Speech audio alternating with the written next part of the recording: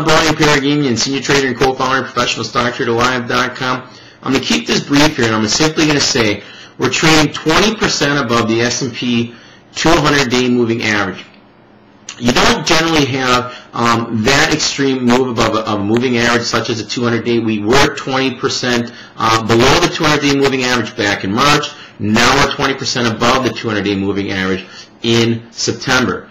Basis the S&P cash. Okay, so all I can say is from here, if this market levitates, I think it's on borrowed time. Very rarely do you get this much more of an extension being this overbought above the 200-day moving average. And not to mention that if you do get any further extension here, I think it's going to be short-lived, and I think the market's going to find itself pulling back. Best case scenario is you get an extension here and you chop sideways for a long period of time. I think the market's ready to pull back in here. I said on Friday, sell on Rosh Hashanah, buy on Yom Kippur. We'll see if that plays out, but I don't care if it plays out or not. I recognize the fact that you have the end of the month here with the window dressing, end of the quarter, things of that nature.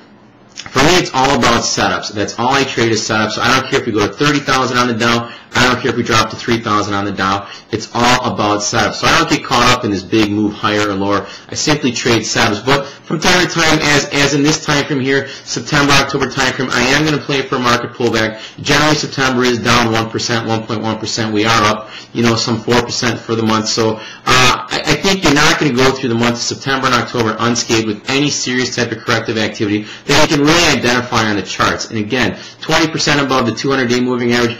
I'll take my chances here based on that, based on the fact that stochastics and oscillators are jammed overbought, starting to roll over here a little bit, and based on the fact that latest investors intelligence comes out and tells us that you have an extremely bullish reading here, and generally that's the start of a market formation in a topping process rather than a new move heading to the upside. So I've got a lot of factors that support my side of the market here. I'm going to continue to trade this market from the short side, and I'm also going to trade it from the long side from the standpoint of today we put on a new swing trade on Rosetta Stone, which is in the education sector. I happen to think the risk reward there is great. 26.5 to 27 objective on it. Stop 80 cents below the breakout on it, which was 24.10, so stop around the 23.30 area. Great risk reward ratio. We talked about Apollo on Friday, I believe, on our YouTube broadcast. We talked about it being in the 200-day moving average, ready to break a downtrend. Look what Apollo did. APOL.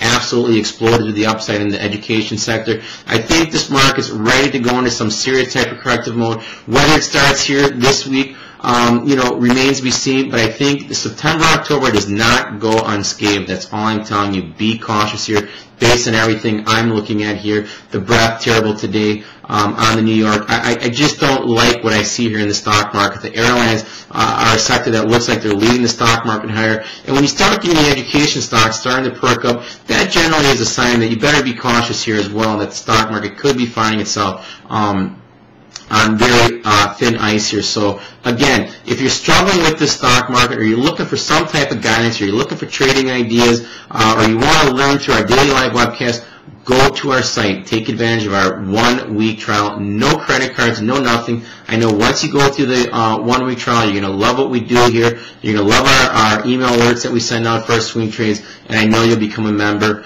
Go to our site, take advantage. That's all I can say. Heading into tomorrow, I want to share with you just a couple of ideas. One, United Healthcare, UNH. That stock to me looks like it's getting ready to bust in one direction or another. I'm going to say it's going to bust to the upside. It's had ample opportunity to break down amidst the Obama administration talking about healthcare reform. It hasn't. I think this healthcare sector is going to be a leader to the upside at some point in the fall time. I think they're going to lead us on the next leg higher in the market once we get done with this corrective activity here. I'm going to look for United Healthcare to break itself out here in the coming days or weeks. We'll see, but again, I'm going to trade the pattern there. I'm going to look to be a day trader of it tomorrow, especially in a weakness.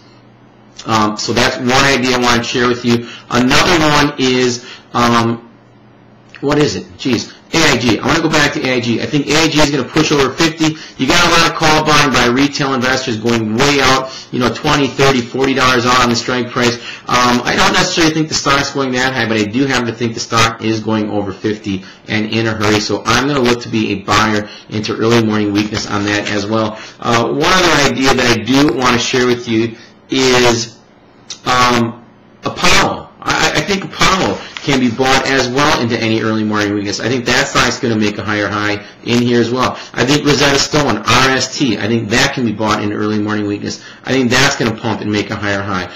So all in all, I think you got to be cautious this market here. One other stock I think looks intriguing. You got Research in Motion coming out with earnings Thursday after the close. That there looks like it wants to break itself out to the upside in front of the earnings. That I would look to be a buyer into weakness as well. And as far as shorting this market, any higher opening here, I'm going to look to be a short seller of the financials. I'm going to look to be a short seller of the housing stocks, the airline stocks. I'm going to look to be putting on my short side radar as well. They've absolutely flown. They're breaking out, but they're spiking. They're looking a little toppy in here. I just can't imagine the stock market being led to the upside by the airlines. I just can't see it happening here. So I'm putting you on alert here for a market correction to continue here. I think we're just in the topping phases here. We might be able to go punch out the highs one more time, but overall I think you have to be cautious here in the next 4 to 6 weeks. I'll try and be back again tomorrow at some point, but again, go to our site, take advantage of the 1-week free trial. I thank you for tuning in.